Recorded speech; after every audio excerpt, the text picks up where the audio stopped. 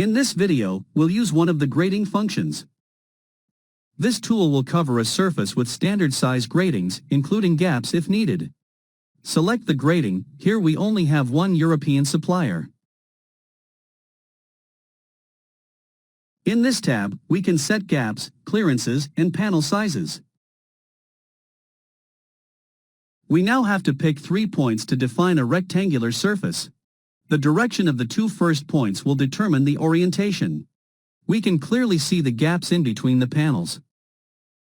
Let's see a different orientation by picking in another direction.